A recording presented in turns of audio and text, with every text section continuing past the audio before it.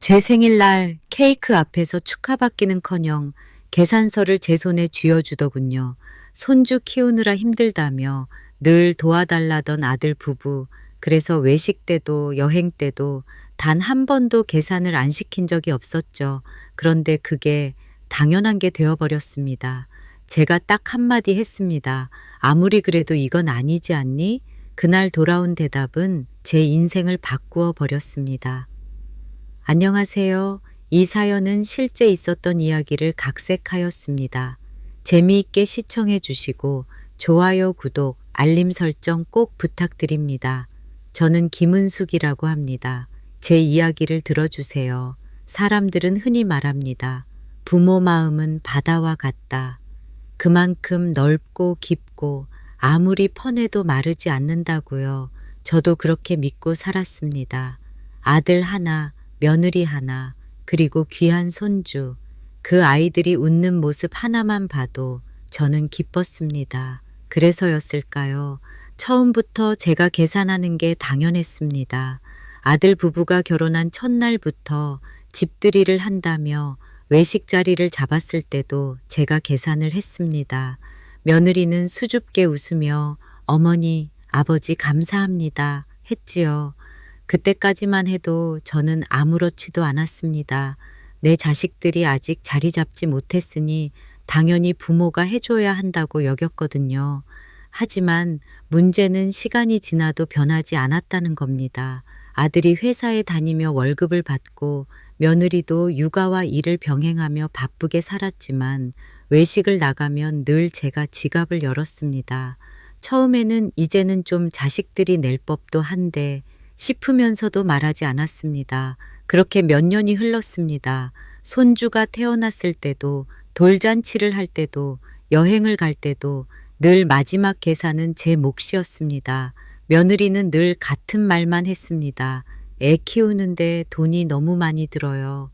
그 말에 저는 또 마음이 약해졌습니다. 그래, 애 키우는 게 보통 일이 아니지. 그렇게 생각하며 기꺼이 계산을 했습니다.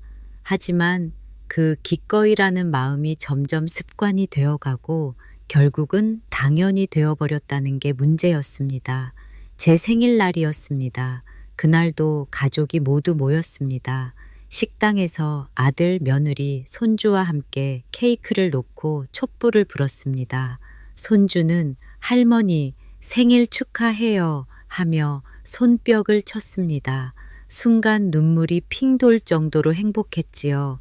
그런데 식사가 끝나고 계산서를 들고 온 직원이 저를 향해 다가왔을 때 아무도 움직이지 않았습니다. 아들은 물만 마셨고 며느리는 휴대폰을 보고 있었습니다. 그때 저는 느꼈습니다. 아, 이젠 정말 당연한 게 됐구나. 제가 카드를 내밀면서도 속이 쓰렸습니다. 내 생일날마저 내가 계산을 해야 하나. 그때는 참았습니다. 손주가 제 옆에서 기뻐하는데 거기서 뭐라고 하기도 싫었습니다. 그런데 며칠 후 시아버지, 그러니까 제 남편의 생신날이었습니다.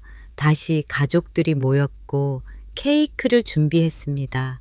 분명히 이번에는 달라야 한다고 생각했습니다. 하지만 역시나 계산은 제 몫이었습니다. 며느리는 태연히 말했습니다. 아버님 생신인데 어머님이 해주셔야죠.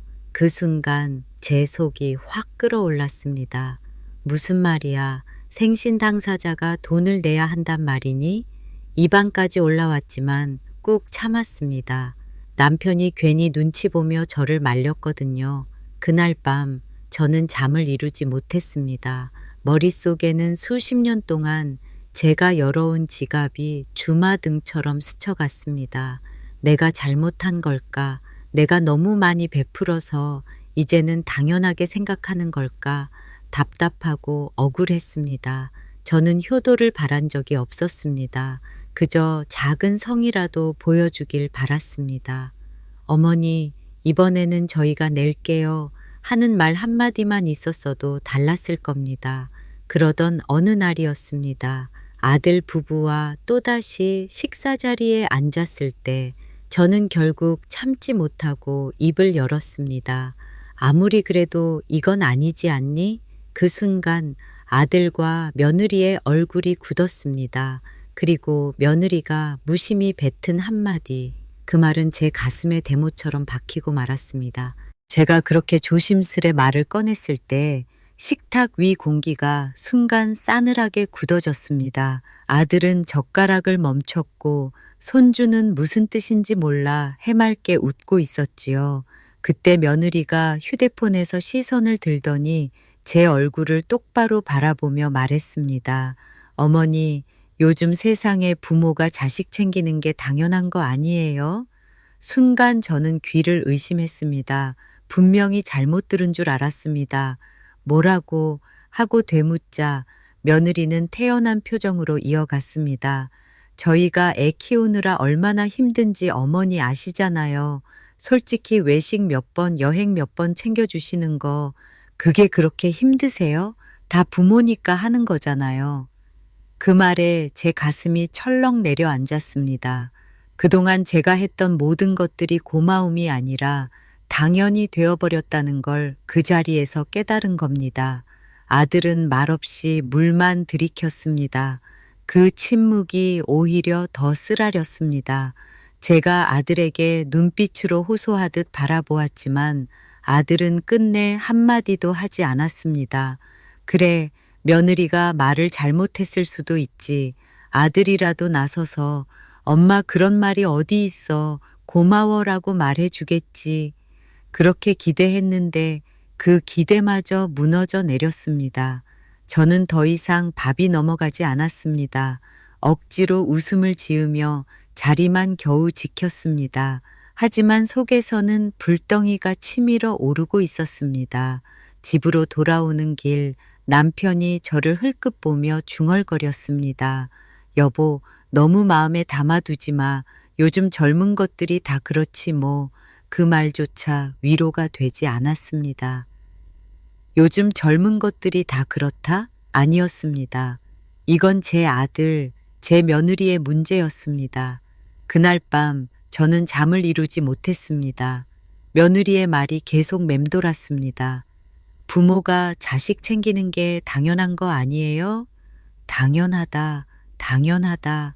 그 단어가 제 가슴을 후벼 팠습니다. 제가 살아온 인생이 몽땅 부정당한 것 같았습니다. 다음 날 아침 거울 앞에 선 제 얼굴은 한순간에 늙어 있었습니다. 눈가의 주름은 더 깊어졌고 입술은 바싹 말라 있더군요. 내가 왜 이렇게 되었을까? 내가 왜 이렇게 살아왔을까? 자괴감이 몰려왔습니다. 며칠 뒤 며느리가 전화를 걸어왔습니다. 어머니, 이번 주말에 애가 영어학원 등록하는데 등록금 좀 도와주실 수 있죠? 그 말을 듣자마자 제 심장이 쿵 내려앉았습니다. 아무렇지도 않게 또 부탁을 하고 있었습니다. 제가 전날 했던 말은 아예 들리지도 않았던 걸까요?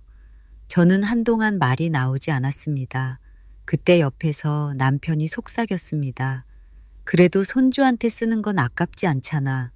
그 말에 저는 결국 또 알겠다는 대답을 하고 말았습니다. 하지만 제 마음은 더 깊은 상처로 얼룩졌습니다. 며느리의 말 한마디가 제 속을 뒤흔들었기 때문입니다.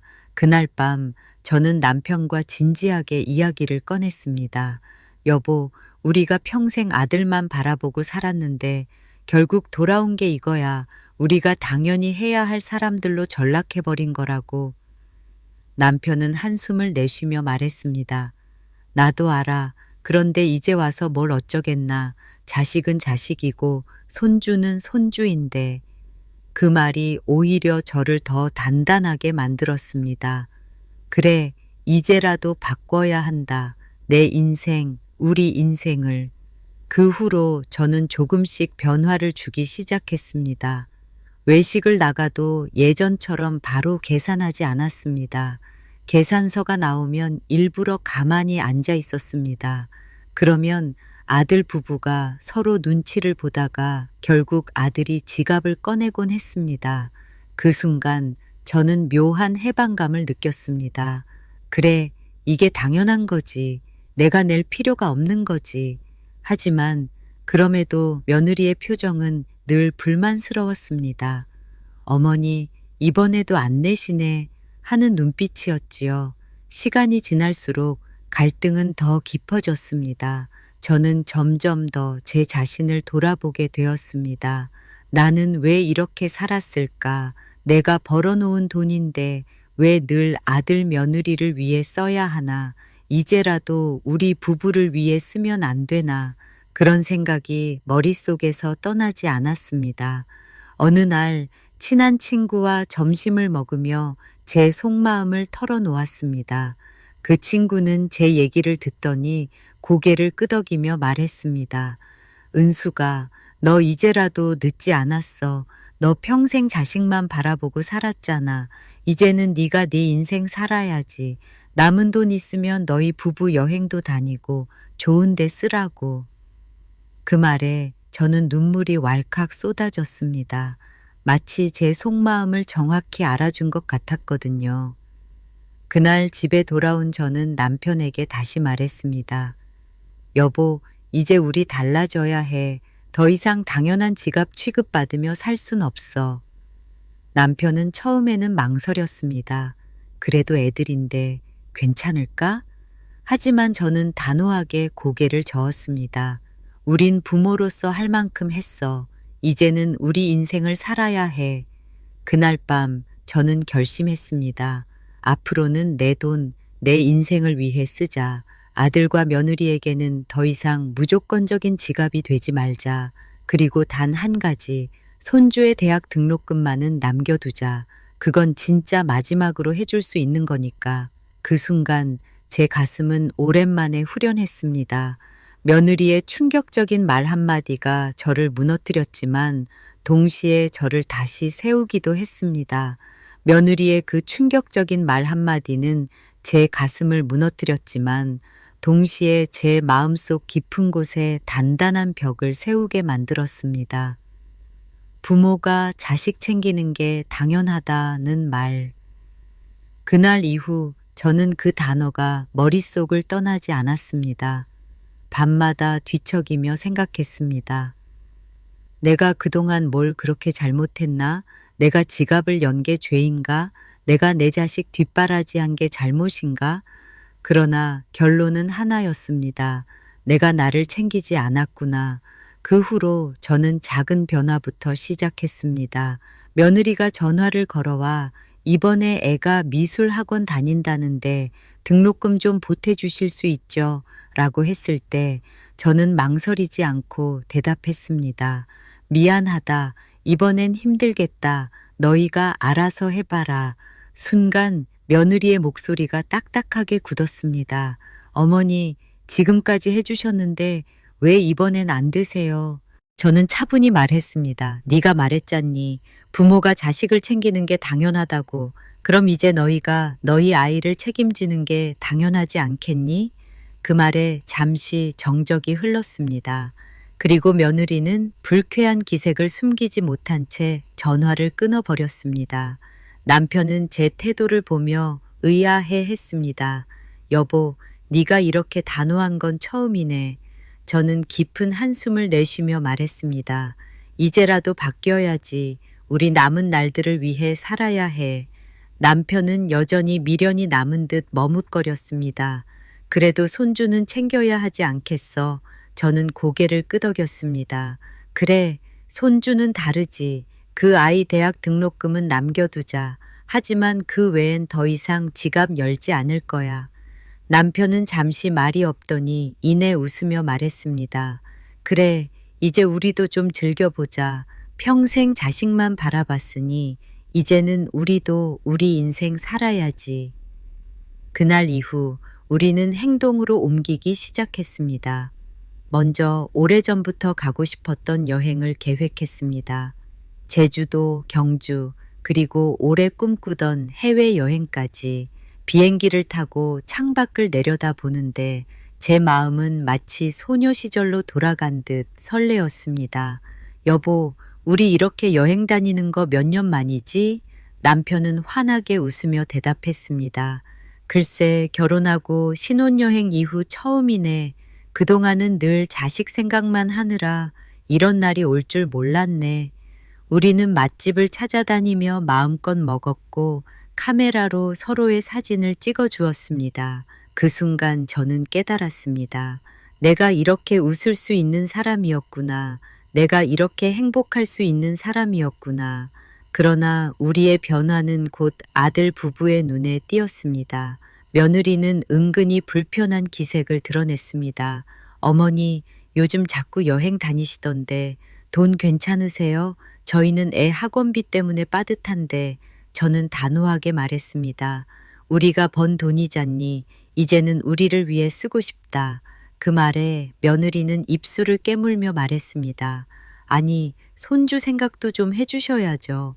부모님 돈은 결국 자식들에게 돌아가는 거 아닌가요? 저는 그제야 웃음이 나왔습니다. 내 말대로라면 그동안 내가 쓴 돈은 다 어디로 갔겠니? 다 너희한테 간 거 아니니? 앞으로는 남은 돈 중 일부는 손주 대학 등록금으로 남겨둘 거다. 하지만 그 외에는 우리가 쓰겠다. 더 이상 당연하게 기대하지 마라. 그 말에 며느리의 얼굴은 순식간에 굳어졌습니다. 아들 역시 말없이 고개를 떨궜습니다. 며느리는 자주 전화를 걸어왔습니다.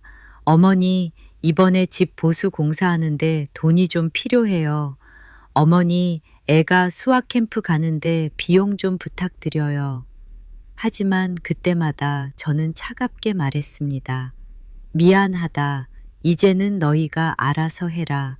우리는 우리를 위해 살기로 했다. 전화기 너머로 며느리의 깊은 한숨이 들렸습니다.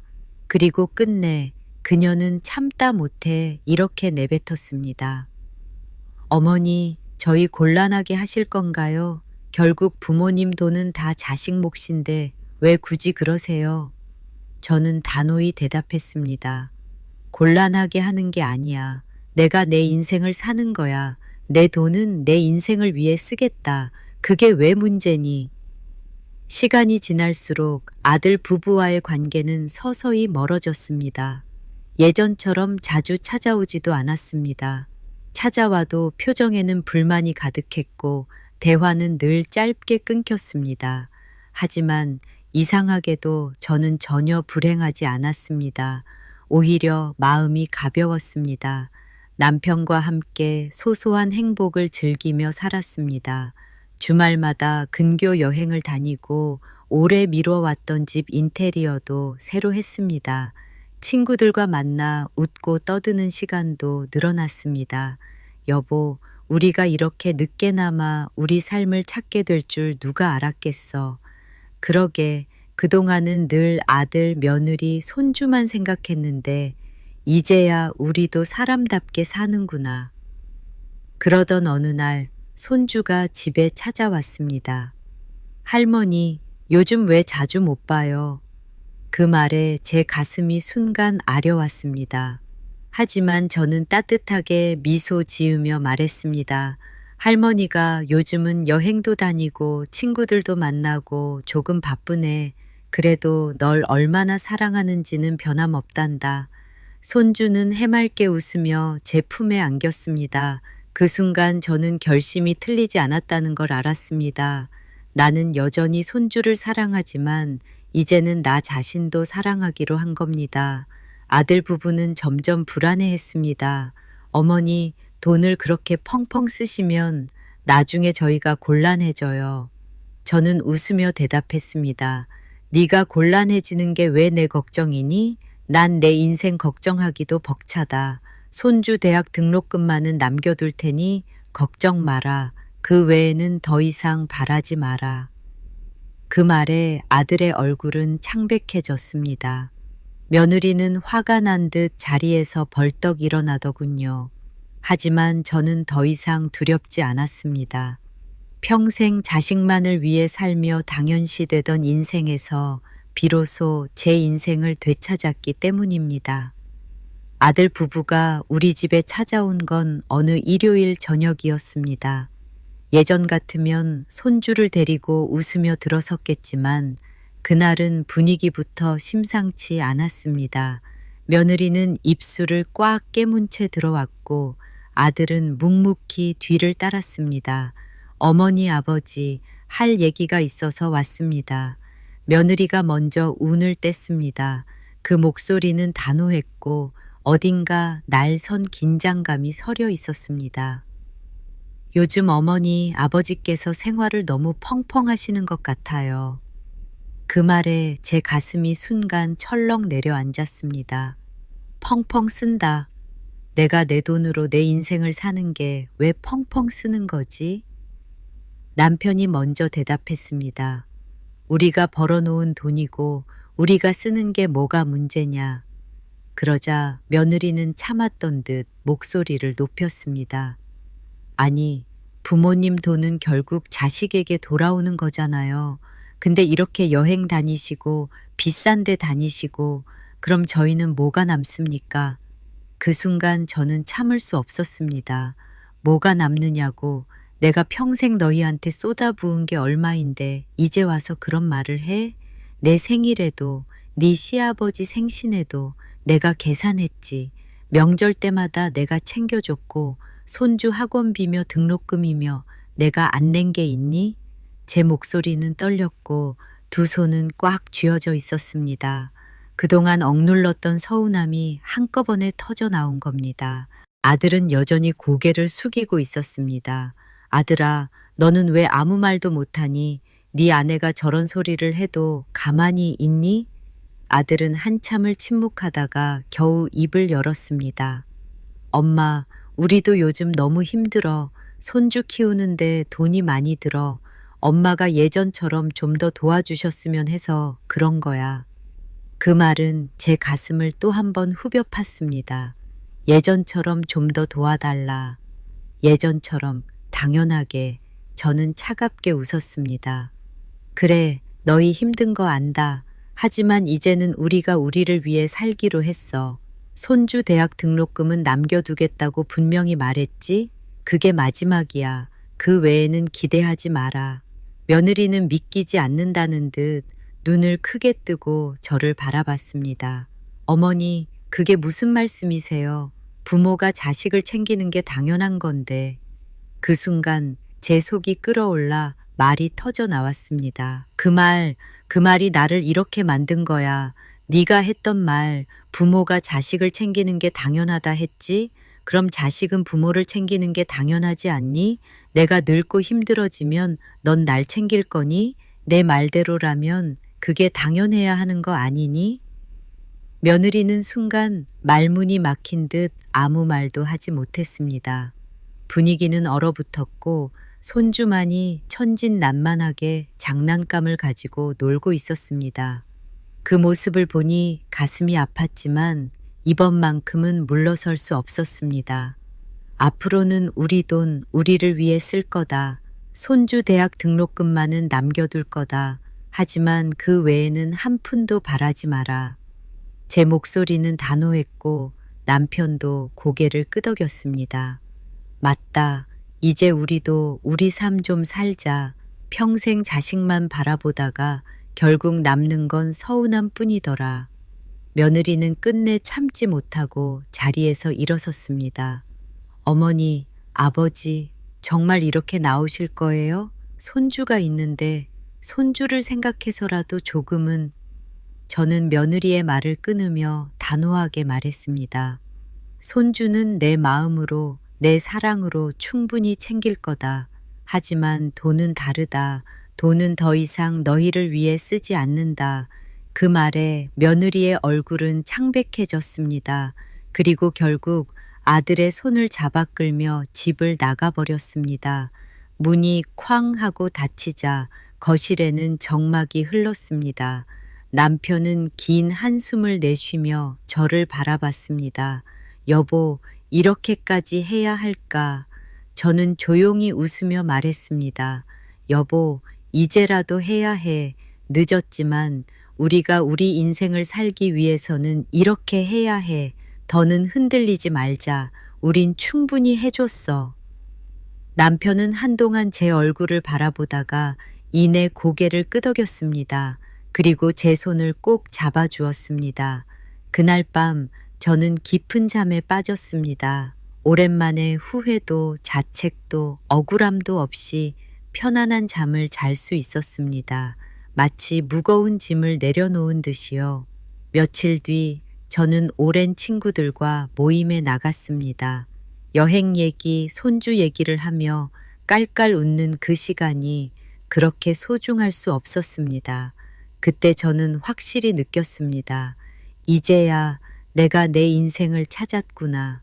하지만 그 편안함은 오래가지 않았습니다. 아들 부부는 점점 더 우리와 거리를 두기 시작했습니다.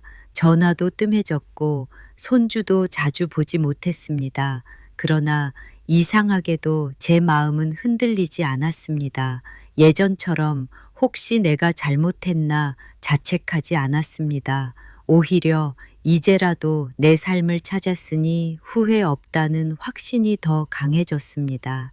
그러던 어느 날 손주가 혼자 저희 집을 찾아왔습니다. 작은 손에 편지를 들고 있었습니다. 할머니, 이거 제가 썼어요. 편지에는 삐뚤빼뚤한 글씨로 이렇게 적혀 있었습니다. 할머니, 할아버지, 저는 할머니가 웃는 게 좋아요. 또 같이 놀아요. 그 글을 보는 순간 눈물이 왈칵 쏟아졌습니다.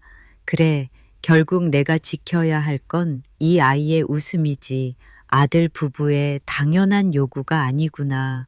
저는 손주를 꼭 끌어안으며 속으로 다짐했습니다. 그래, 내 대학 등록금만은 꼭 남겨줄게. 그 외에는 할머니가 할아버지랑 즐겁게 살 거야. 그게 네가 진짜 원하는 할머니 모습일 테니까. 며느리가 집을 나가던 날 이후 우리 집은 한동안 고요했습니다. 남편과 저는 오히려 홀가분한 마음으로 지냈습니다. 주말이면 근교로 여행을 다니고 평일에는 카페에서 차를 마시며 여유를 즐겼습니다. 여보, 우리가 이렇게 한가하게 앉아 커피를 마시는 게 얼마만일까? 남편은 창밖을 바라보며 미소 지었습니다. 그러게 말이야. 그동안은 늘 손주 돌봐야 한다. 아들네 도와야 한다. 하면서 제대로 쉬지도 못했지. 그때까지만 해도 저는 행복했습니다. 하지만 평화는 오래가지 않았습니다. 며칠 후 아들 부부가 전화를 걸어왔습니다. 목소리만 들어도 알 수 있었습니다. 이미 화가 단단히 나 있는 목소리였지요. 어머니, 이번 주말에 좀 뵐 수 있을까요? 꼭 드릴 말씀이 있습니다. 저는 이미 어떤 이야기일지 짐작했습니다. 그래, 오너라. 들어보자꾸나. 그 주말 아들 부부는 굳은 얼굴로 집에 들어섰습니다. 손주는 데려오지도 않았습니다. 이미 분위기부터 예전과 달랐습니다. 며느리가 먼저 말문을 열었습니다. 어머니, 아버지, 요즘 두 분 생활이 너무 낭비적이신 것 같아요. 남편이 인상을 찌푸렸습니다.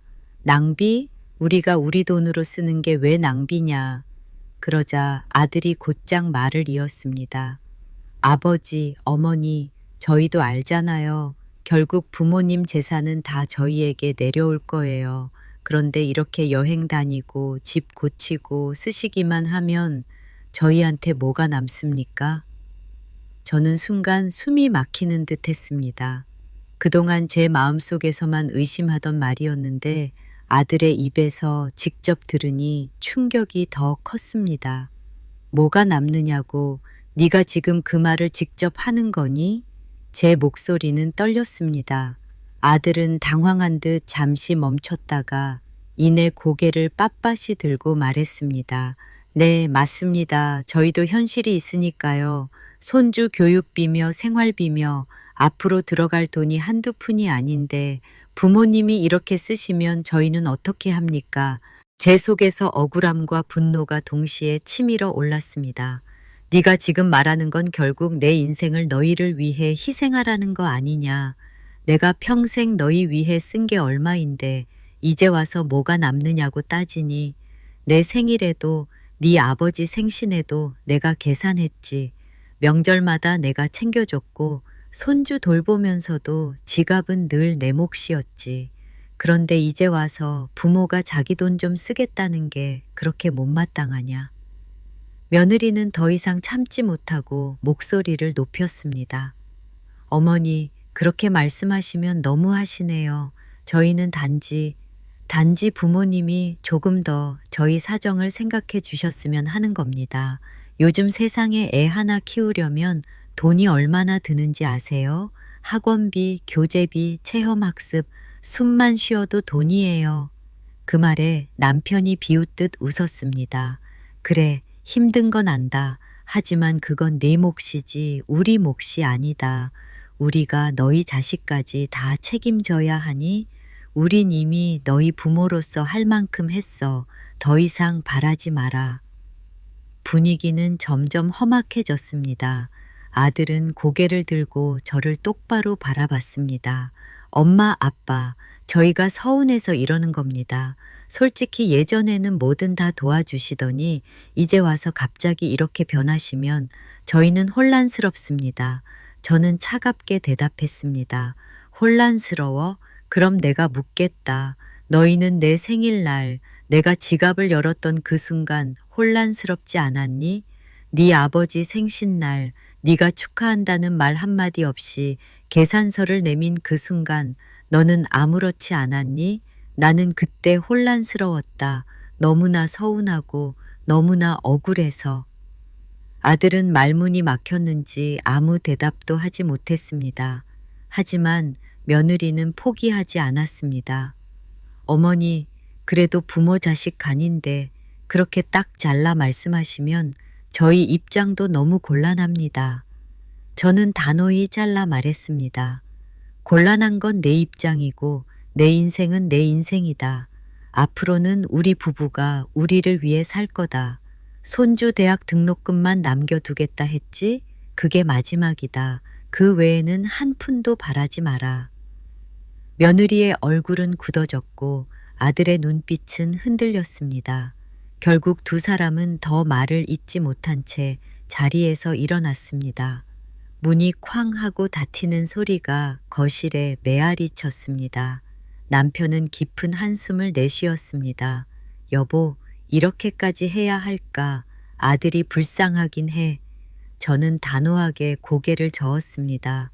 불쌍한 건 우리가 아니야? 평생 자식만 바라보고 살았는데 돌아온 게 저런 말이야. 우린 이제 더 이상 흔들리지 않을 거야. 남편은 제 눈빛에서 흔들림 없는 결심을 읽고 고개를 끄덕였습니다. 며칠 뒤 저는 통장을 꺼내 정리했습니다. 여행 경비, 생활비, 취미 비용까지 세세히 기록했습니다. 그리고 남편과 함께 약속했습니다. 손주 대학 등록금은 무조건 따로 떼어두자. 그 외에는 우리가 마음껏 쓰자. 우리 둘이 즐겁게 후회 없이 살자. 남편은 제 손을 꼭 잡으며 말했습니다. 그래, 후회 없이 살자. 이제라도. 그날 밤 저는 거울 앞에 섰습니다. 주름진 얼굴이었지만 오랜만에 제 눈동자 속에 빛이 살아 있었습니다. 이제라도 늦지 않았다. 나는 내 인생을 살 거다. 하지만 아들 부부는 점점 더 노골적으로 불만을 드러냈습니다. 며느리는 전화로 이렇게 말했습니다. 어머니, 부모님이 이렇게 이기적으로 변하실 줄 몰랐습니다. 그 말에 저는 웃음이 터졌습니다. 이기적이라고? 나는 평생 너희만 생각했어. 이제 겨우 내 인생을 살기 시작했는데 그게 이기적인 거니? 그렇다면 앞으로는 더 이기적으로 살겠다. 전화를 끊은 뒤 제 마음은 오히려 더 가벼워졌습니다. 평생 쌓였던 억울함과 상처가 서서히 풀려나가는 것 같았습니다. 그날 밤 남편이 제게 말했습니다. 여보, 너 오늘 참 당당하더라. 내가 다 속이 시원해.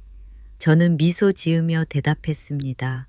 앞으로도 이렇게 당당하게 살 거야. 이제는 누구 눈치 보지 않고 내 인생을 살 거야. 아들 부부가 우리 집을 떠난 지 며칠 되지 않아 소문이 이상하게 번지기 시작했습니다. 동네 친구에게서 전화가 걸려왔습니다. 은수가 무슨 일이야? 아들이 너희 집에 불만이 많다던데? 가슴이 철렁 내려앉았습니다. 불만이라니 무슨 소리야? 친구는 잠시 머뭇거리더니 조심스레 말했습니다. 그러게 말이다. 들으니 네가 돈을 펑펑 쓰고 다닌다며 아들 며느리가 힘들어 죽겠는데 부모가 외면한다고 하던데? 순간 제 손에 들고 있던 전화기가 덜컥 흔들렸습니다. 이제는 우리 사정을 동네방네 떠들고 다니는구나. 그날 저녁 저는 남편에게 이 사실을 전했습니다. 남편은 얼굴이 벌겋게 달아올라 주먹을 꽉 쥐었습니다. 이게 도대체 무슨 망신이야? 자식이 부모 욕을 하고 다니는 꼴을 보게 될 줄이야. 저는 담담히 대답했습니다. 여보, 우리 마음 약해지면 안 돼. 결국 이 길이 맞는 거야. 흔들리지 말자. 남편은 한참 동안 씩씩대다가 결국 고개를 끄덕였습니다. 그래, 흔들리지 말자. 우린 이제 후회 없는 길을 가자. 며칠 후 친척 모임이 있었습니다. 사촌 동생의 집들이었는데 우리 부부도 초대받아 갔습니다. 처음에는 화기애애했지만 어느 순간 분위기가 싸늘해졌습니다. 며느리가 친척들 앞에서 공개적으로 입을 연 겁니다. 솔직히 저희는 너무 서운해요. 시어머니, 시아버지가 이제 와서 저희를 도와주지 않으시고 자기들만 즐기고 다니시거든요. 부모가 자식 챙기는 건 당연한 건데. 그 말에 친척들의 시선이 일제히 우리 부부를 향했습니다. 저는 숨이 막히는 듯 했지만 꿋꿋하게 고개를 들었습니다. 내가 평생 자식을 챙기지 않은 적이 있니? 내 시아버지 생신에도 내 생일에도 내가 계산했지. 손주 학원비며 여행 경비며 내가 낸 게 얼마인지 네가 다 알지 않니? 그런데 이제 와서 내가 내 돈 좀 쓴다고 이렇게 욕을 하니? 사촌 형이 난처한 듯 웃으며 분위기를 무마하려 했습니다. 에이, 그냥 서로 이해하고 넘어가자. 자식 키우기 힘든 건 사실이니까. 하지만 저는 더 이상 참을 수 없었습니다. 힘든 거 알아. 하지만 그건 그 집 몫이지. 왜 우리 몫이어야 해. 내가 평생 자식만 바라보고 살았는데 이젠 내 인생을 찾겠다는데 왜 다들 손가락질하는 거야. 제 목소리가 점점 높아졌고 모임은 순식간에 어색해졌습니다. 집으로 돌아오는 길 남편은 제 어깨를 다독였습니다. 여보, 오늘 참 잘했어. 너 아니었으면 나도 참지 못했을 거야. 저는 눈가가 붉어지며 대답했습니다. 이제라도 말했으니 속은 후련해. 사람들이 뭐라 하든 이제는 우리 길을 갈 거야. 그 후로 아들 며느리와의 관계는 더욱 삐걱거리기 시작했습니다. 전화는커녕 손주조차 잘 보지 못하게 되었습니다. 며느리는 일부러 우리를 피하는 듯했고 아들도 점점 연락을 끊었습니다. 하지만 신기하게도 제 마음은 예전처럼 무겁지 않았습니다. 남편과 함께 다니는 여행, 친구들과의 만남, 내가 하고 싶었던 취미생활, 그 모든 게 저를 지탱해주고 있었습니다. 그러던 어느 날 손주가 혼자 전화를 걸어왔습니다. 할머니, 왜 요즘 우리 집에 안 와요? 엄마 아빠가 화났어요? 그 어린 목소리에 가슴이 찢어지는 듯 했지만 저는 최대한 밝게 대답했습니다. 할머니가 요즘 조금 바쁘단다. 하지만 우리 손주 사랑하는 마음은 똑같아.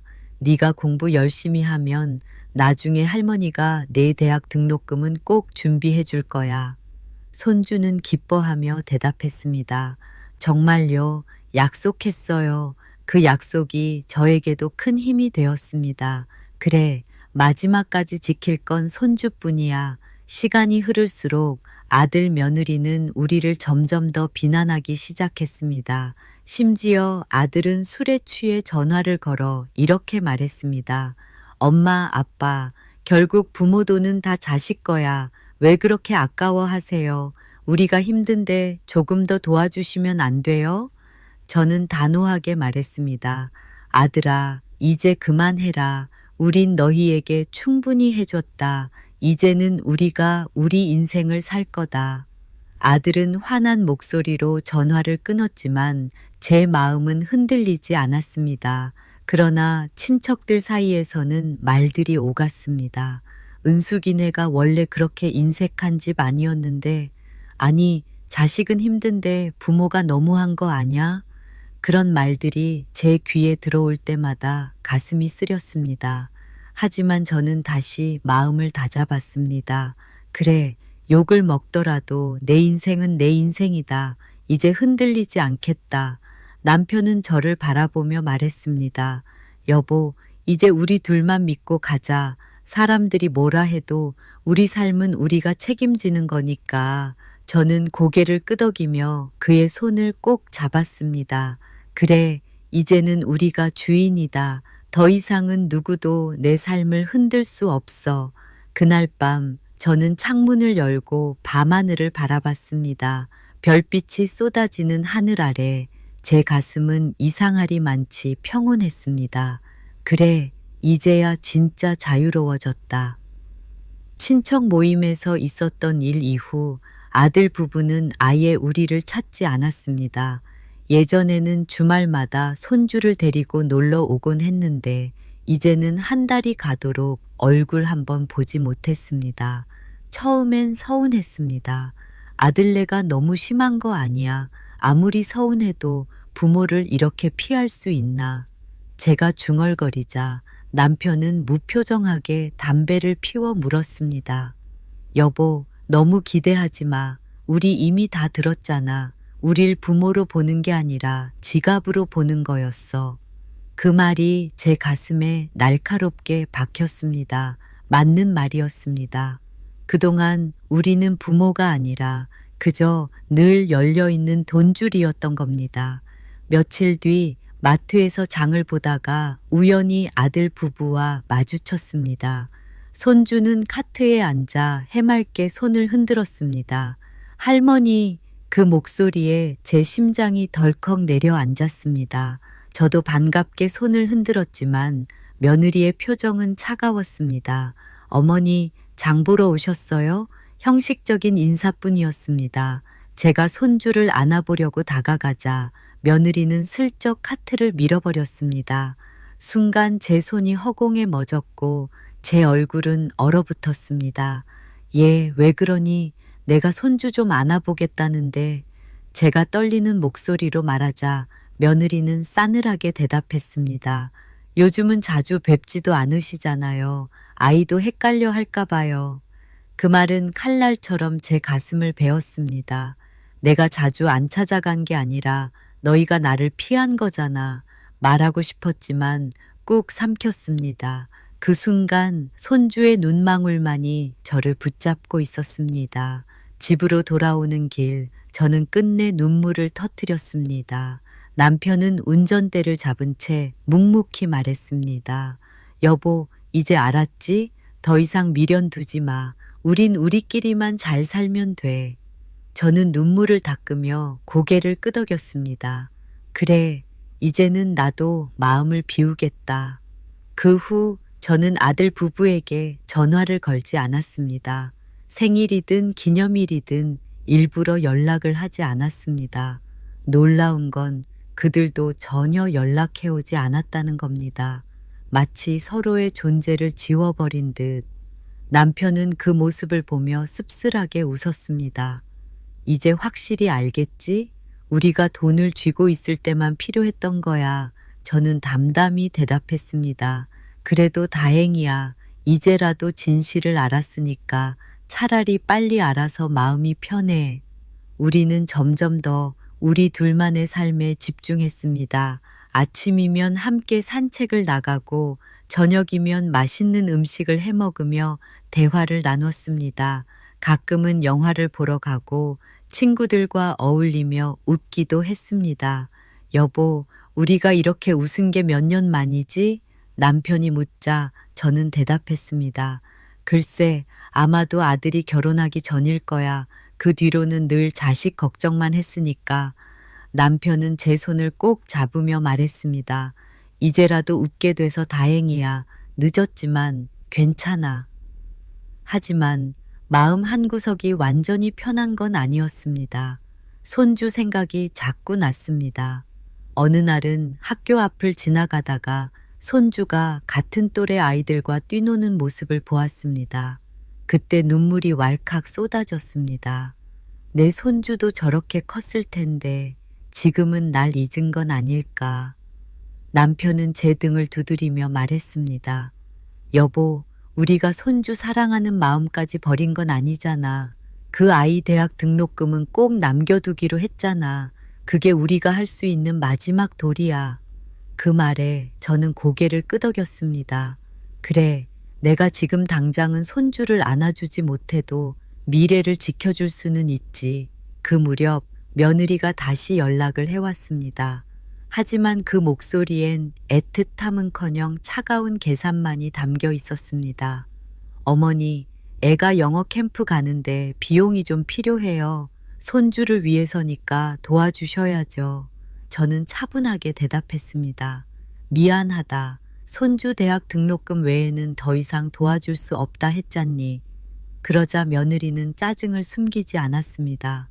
어머니, 그렇게까지 하셔야 돼요? 손주 위해서라는데. 저는 단호히 잘라 말했습니다. 손주를 위하는 건 돈이 전부가 아니다. 나는 내 방식대로 손주를 지킬 거다. 그러니 앞으로 그런 부탁은 하지 마라. 전화를 끊고 나니 가슴이 철렁 내려앉았지만 후회는 없었습니다. 시간이 흘러 아들 부부와의 거리는 완전히 멀어졌습니다.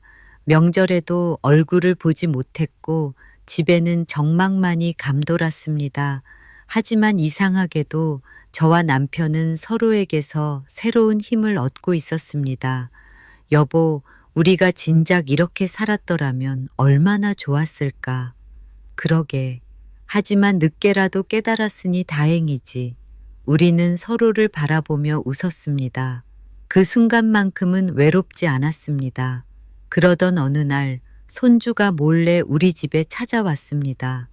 할머니, 엄마 아빠가 화나 있어서 못 오게 했는데 제가 몰래 왔어요. 그 작은 몸을 안았을 때 눈물이 쏟아졌습니다.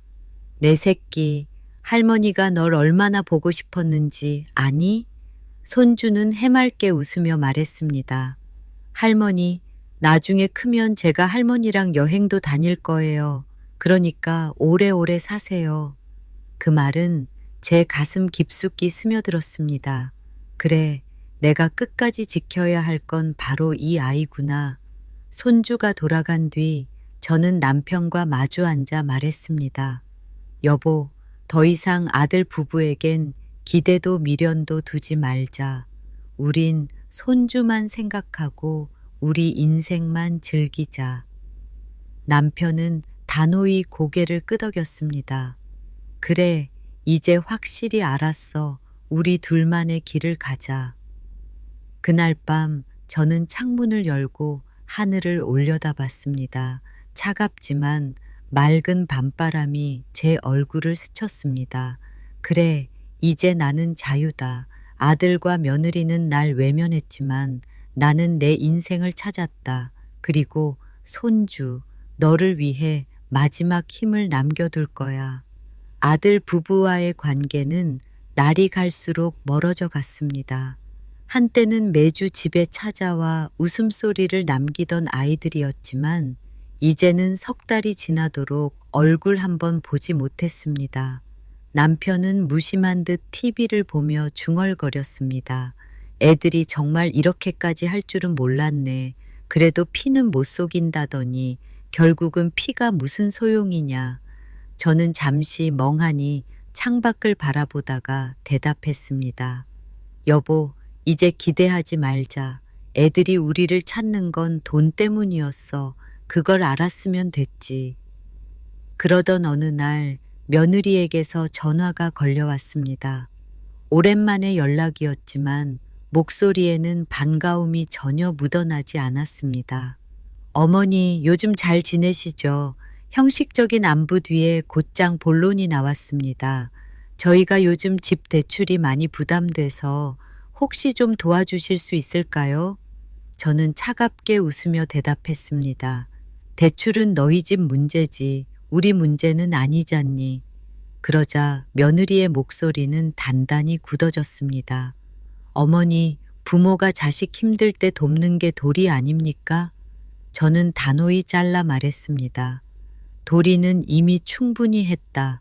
네가 기억 못하는 것뿐이지. 앞으로는 더 이상 바라지 마라.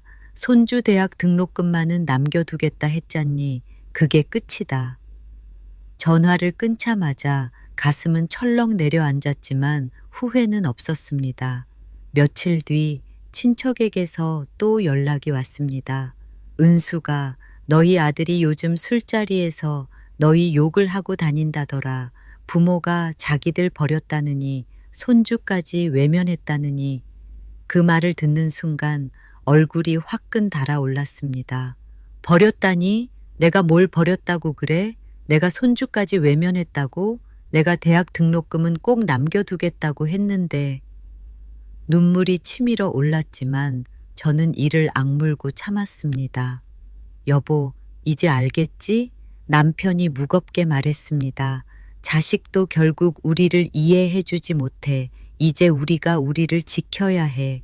저는 고개를 끄덕였습니다. 그래, 이제는 흔들리지 않을 거야. 그날 이후 저는 아예 통장을 새로 만들었습니다. 손주 대학 등록금은 따로 떼어넣고 나머지는 우리 부부의 행복을 위해 쓰기로 했습니다. 여보, 이건 손주 몫이야. 절대 건드리지 말자. 남편은 엄숙하게 고개를 끄덕였습니다. 그래, 그건 마지막 도리니까 지키자. 그리고 남은 돈으로는 마음껏 즐기기로 했습니다. 우리는 오래 미뤄왔던 해외여행을 떠났습니다. 비행기 창가에 앉아 구름 위로 솟아오르자 마음이 날아갈 듯 가벼웠습니다. 여보, 우리 지금 진짜 꿈꾸던 여행을 하고 있는 거야. 남편은 제 손을 잡고 웃었습니다. 그래, 늦었지만 다행이야. 우리 평생 이런 날이 올 줄 몰랐지. 이탈리아의 작은 골목을 거닐며 젤라토를 먹고 파리의 세느강 유람선을 타며 음악을 들었습니다. 남편은 웃으며 말했습니다. 이게 진짜 사는 거지. 우리가 지금에서야 알았네. 그 여행은 제 인생에서 가장 행복한 시간이었습니다. 여보, 내가 왜 이제야 이렇게 웃을 수 있을까? 남편은 조용히 대답했습니다. 자식을 내려놓으니 비로소 우리가 보이는 거야. 우린 이제 우리 삶을 살고 있는 거야. 그 말에 눈물이 맺혔지만 그건 슬픔이 아니라 해방의 눈물이었습니다. 하지만 그 와중에도 아들 부부의 불만은 더 커져만 갔습니다. 귀국하자마자 들려온 소식은 아들 부부가 주변 사람들에게 우리를 원망하고 다닌다는 것이었습니다. 우리 부모는 자기들만 즐기고 자식은 힘들어도 모른 척한다. 손주까지 버렸다. 그런 말들이 들려올 때마다 가슴이 시렸습니다. 하지만 이번에는 흔들리지 않았습니다. 그래, 욕을 먹더라도 내 인생을 살겠다. 나는 이제 누구의 지갑도 아니다. 그날 밤 남편과 와인을 기울이며 말했습니다. 여보, 사람들이 우리 욕을 해도 나는 괜찮아. 오히려 속이 시원해. 평생 참으며 살았는데 이제야 내 목소리를 내잖아. 남편은 잔을 부딪히며 대답했습니다. 그래, 이제는 우리 둘만 믿고 가자. 사람들이 뭐라 하든 우리가 행복하면 됐어. 그러던 어느 날 손주가 학교 숙제를 하다가 우리를 찾아왔습니다. 할머니, 가족 속에 글을 쓰라고 했는데 할머니도 꼭 쓰고 싶어요. 그 글에는 이렇게 적혀 있었습니다. 우리 할머니는 항상 웃는 얼굴이에요. 할아버지랑 여행도 다니시고 나를 많이 사랑해요. 나는 우리 할머니가 제일 좋아요. 그 글을 읽는 순간 눈물이 쏟아졌습니다.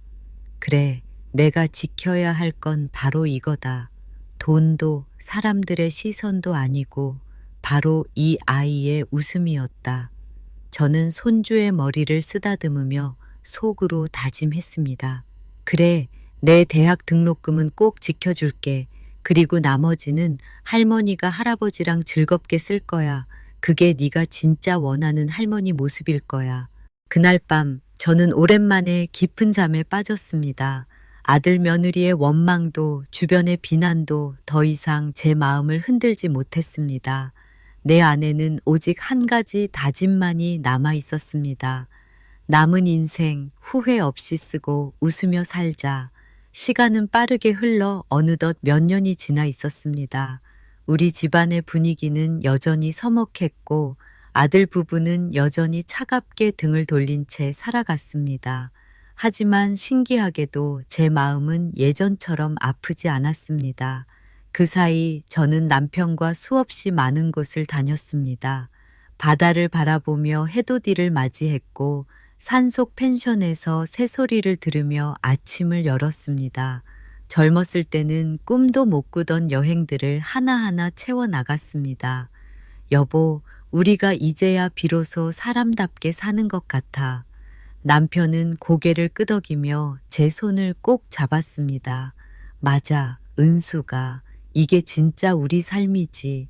자식들 위해 희생하며 살던 그 시간은 이제 다시 돌아가지 않아. 우리는 집도 새롭게 고쳤습니다. 낡은 벽지를 걷어내고 화사한 색으로 다시 도배했습니다.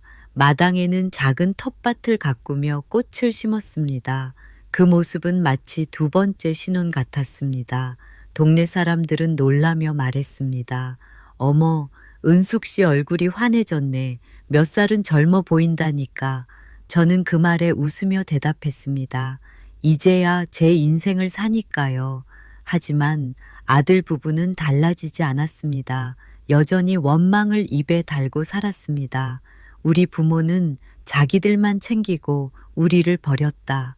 그 말이 친척들 귀에까지 들어갔습니다. 처음엔 속이 쓰렸지만 이젠 그마저도 개의치 않았습니다. 그래, 버린 게 아니라 내려놓은 거다. 그걸 이해 못하는 건 그들의 몫이지 내 몫이 아니다. 그러던 어느 날 손주가 다시 우리 집에 찾아왔습니다. 훌쩍 자란 모습이 낯설면서도 사랑스러웠습니다. 할머니, 저 이제 고등학교 올라가요. 그 말을 듣는 순간 제 눈가에 눈물이 맺혔습니다. 그래, 벌써 그렇게 컸구나. 손주는 제 손을 꼭 잡으며 말했습니다. 할머니, 엄마 아빠가 뭐라 해도 저는 할머니 좋아해요. 그 말에 가슴이 뭉클했습니다. 그래, 결국 내가 지켜야 할 건 이 아이였구나. 저는 그날 밤 통장을 다시 한번 확인했습니다. 손주 이름으로 묶어둔 대학 등록금 통장. 여보, 이건 끝까지 지켜야 해. 우리 둘이 아무리 즐겨도 이건 손주 몫이야. 남편은 고개를 끄덕이며 말했습니다. 알아. 그게 우리 마지막 돌이니까 우리가 살아온 인생을 후회 없이 마무리하려면 이것만은 꼭 남겨야지. 그 후로 우리는 가진 것을 아낌없이 우리를 위해 썼습니다. 가고 싶던 곳을 다니고 먹고 싶던 걸 마음껏 먹고 보고 싶던 공연을 다 봤습니다. 통장은 점점 줄어들었지만 마음은 풍족했습니다. 여보, 이제 죽어도 여한이 없을 것 같아. 제가 중얼거리자 남편은 웃으며 대답했습니다. 그러게, 우리가 드디어 우리로 살았으니까. 그리고 마침내 통장에는 손주 대학 등록금만 남았습니다. 그 순간 저는 깊은 안도감을 느꼈습니다. 그래, 이제 됐다. 내 도리는 다 한 거다. 남은 건 우리 행복뿐이었다. 시간이 흘러 손주가 대학에 들어가던 날 저는 통장을 건네주었습니다. 이건 할머니, 할아버지가 널 위해 남겨둔 거야. 그동안은 못 만나도 할머니 마음은 언제나 내 곁에 있었다. 손주의 눈에 눈물이 고였습니다. 할머니, 고마워요. 저 이거 꼭 열심히 쓸게요. 저 나중에 어른 되면 할머니처럼 살고 싶어요. 그 말에 가슴이 벅차올라 눈물이 흘렀습니다. 하지만 그 순간 아들과 며느리의 얼굴은 창백했습니다.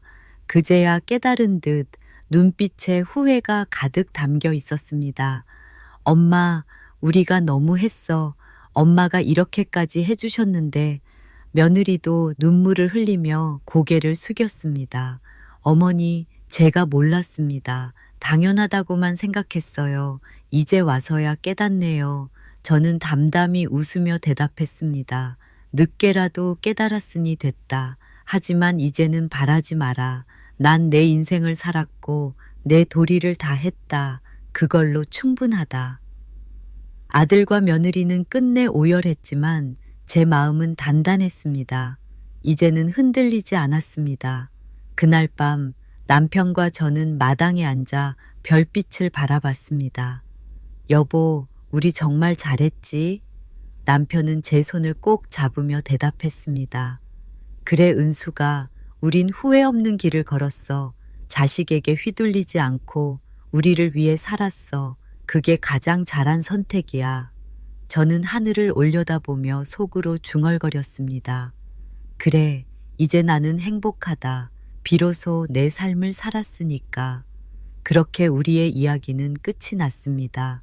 자식에게 당연시되던 부모의 삶에서 마침내 벗어나 우리 부부의 인생을 되찾은 이야기.